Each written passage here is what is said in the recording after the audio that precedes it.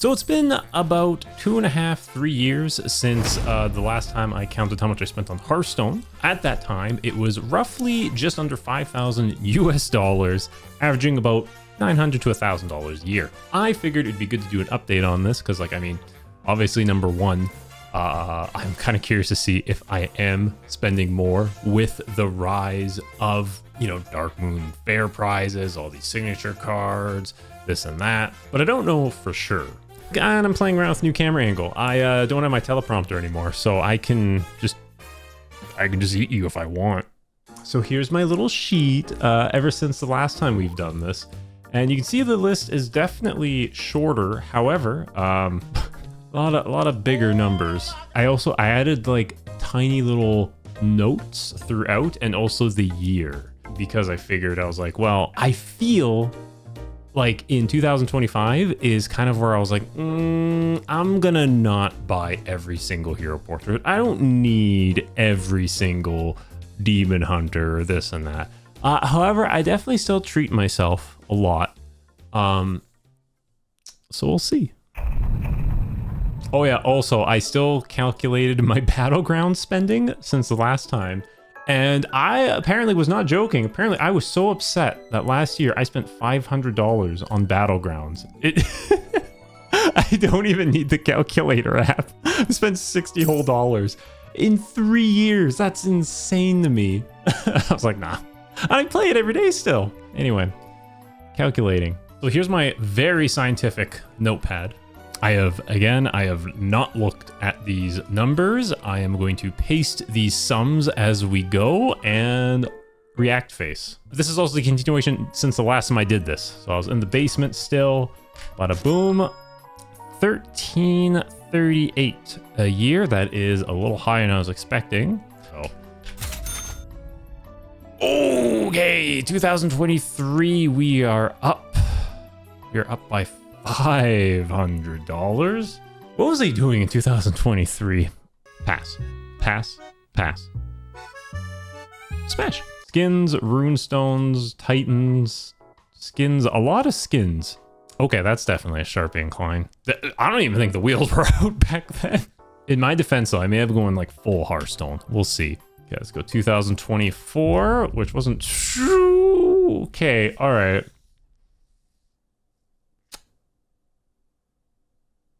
Okay, I went a little crazy that year.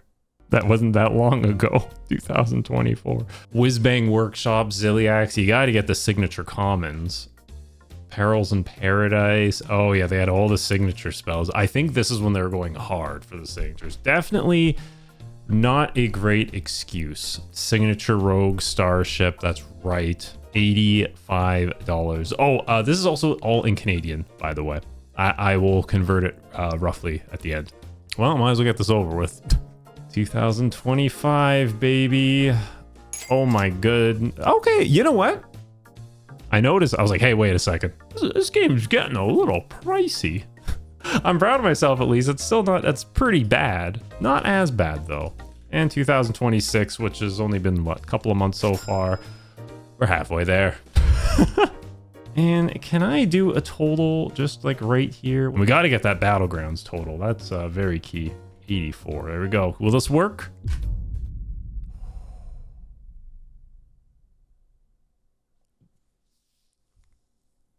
That is so much higher than I thought. That is so much higher now. Okay, it's actually been 4 years, roughly. Okay, cool. And might as well see since I've started playing Hearthstone.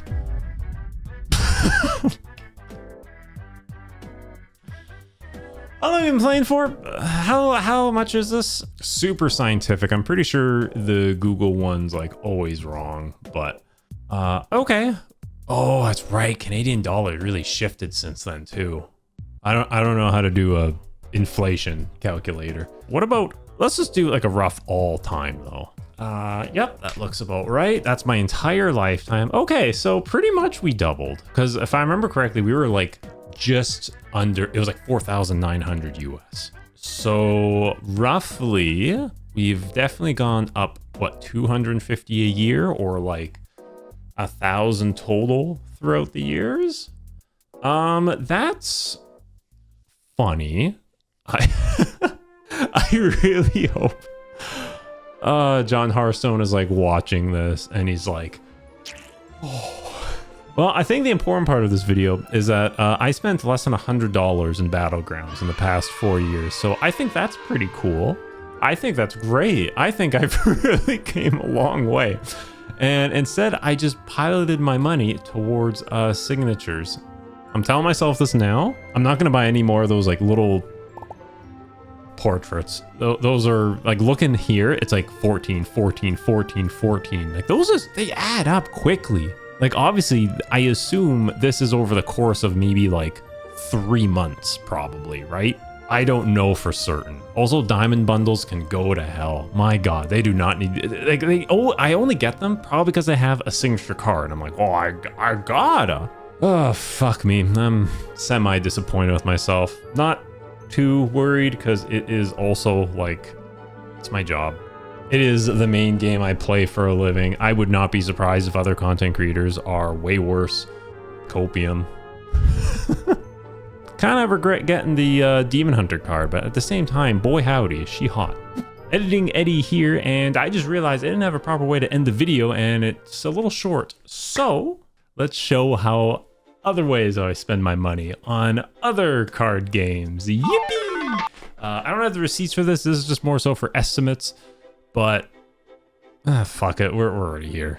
See, those are my magic decks. So this is my first ever magic deck. It's the Lord of Pain. It's just a pre-con deck. And I know I had a couple of upgrades as well.